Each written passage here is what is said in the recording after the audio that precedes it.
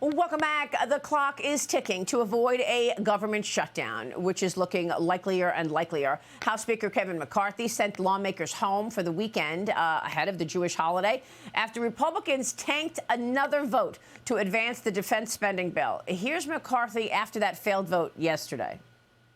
I don't understand why anybody votes against bringing the idea up and having the debate. And then you got all the amendments if you don't like the bill. This is a whole new concept of individuals that just want to burn the whole place down. That doesn't work. The House Rules Committee is meeting today to prep for spending bills. Joining me right now is South Carolina Congressman Ralph Norman. He's a member of the Budget and the Rules Committee. Congressman, thanks very much for being here. I know initially you were against that bill, and then you changed your position. Can you give us a status check? What's going on now, Congressman? Maria, the whole issue boils around spending, and we should have had these spending bills done back in June and July. The September 30th date has never changed. That's not a figment of our imagination.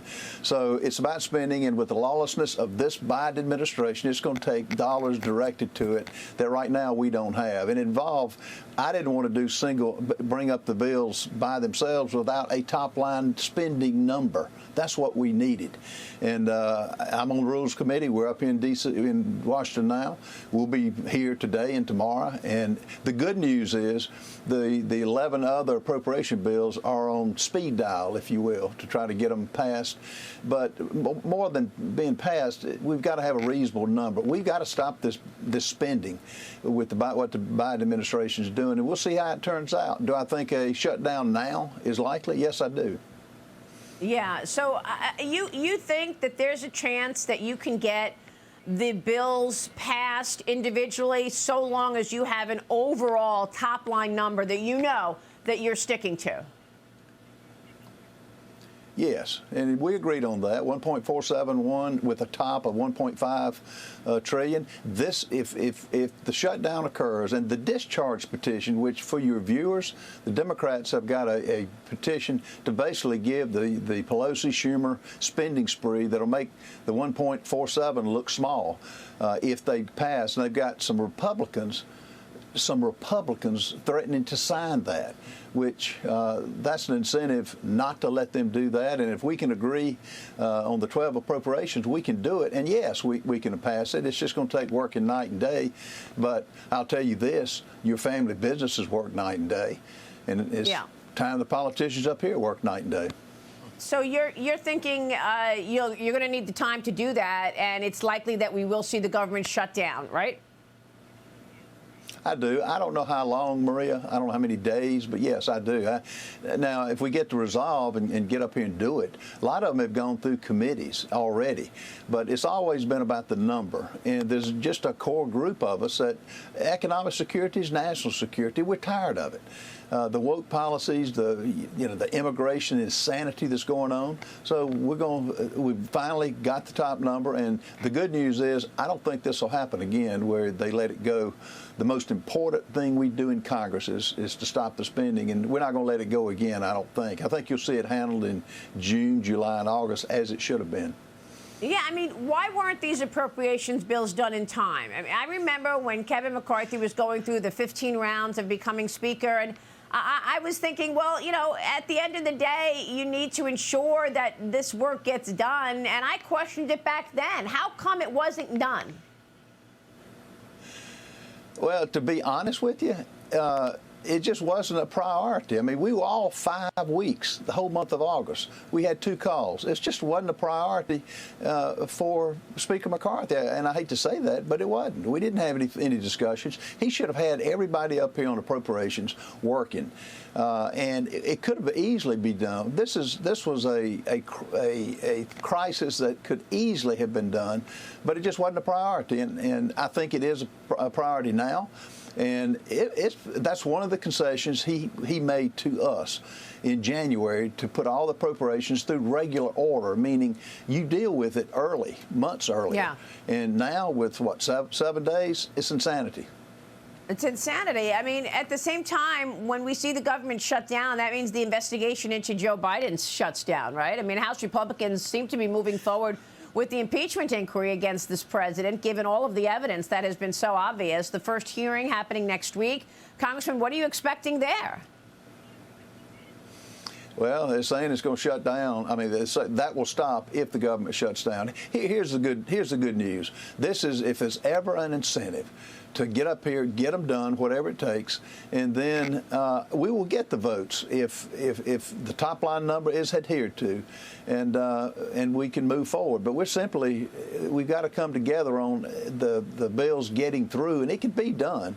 And it's just again, it's too little, too late, but there's still hope. And even though it's 7 days, if we focus on what we agreed to, I think that we can finally end up with something that we can get the 218 votes. But I will tell you, it's going to be a challenge. Is the Speaker's job on the line? Yes, it is. The Speaker's job's on the line. If we don't, I mean, it's, to be honest, the Speaker of the House has got powers the general members don't have. And if it's up to him to get everybody back. It's under his directive. And yes, I think if the discharge petition is signed by Republicans, and if it goes, if they get the support and the unlimited spending for the rest of the year, yes, his job is online, as it should be. Well, I mean, what's the likelihood of that discharge petition happening? I mean, I know that, you've got a handful of people talking about this, but what's the likelihood that that happens? Well, one of the reasons that I did not vote for the first bill, for the DOD bill, right. The Rules Committee went down, but it's a high likelihood. But members have told me they're going to sign on, particularly some of the New York members, on the petition. But that's like switching teams, Maria. During the middle of a game, going to the other side. And so, we've got a real opportunity if we can seize it, and if Kevin can make it a focus, and which he is now, but we're up against the clock. Well, it seems to me that since Kevin McCarthy has been Speaker, you all have finally gotten some power and some voice. I mean, you haven't had this in a long time. You're doing investigations of the president, which is obviously needed because of all of this evidence. But you still have people attacking him because these bills weren't getting done, I guess. They're not, and again, the focus hasn't been there. But like term limits, the good news, that's coming up. That's an 80% positive rating among the American people. Kevin has done some good things, but on spending, he just has dropped the ball, and I hate to say that, but he has. The term limits, would you include the staff to also have term limits? Because, Congressman, I asked Joni Ernst about this yesterday, and I said, will you support term limits? Because the public does agree. You cannot have Congress in the job for 40 and 50 and 60 years. They forget who they're working for. And we've seen that over and over again. But there's also the staff, the deep state, the swamp, if you will. Shouldn't they also have term limits? Yeah, but you take step by step. I mean, the first step is in the term limits bill, which is we've got over 113 members, I think, in the House that have signed on to it. In the Senate, we've got a number. So we start with it's 3 terms for House members, 2 terms for Senate. Get that passed. If you put good people in office, they will take the staff and deal with it and get rid of those that need to go. All right, Congressman, we're watching your work, your very important work. Thank you so much, Ralph Norman.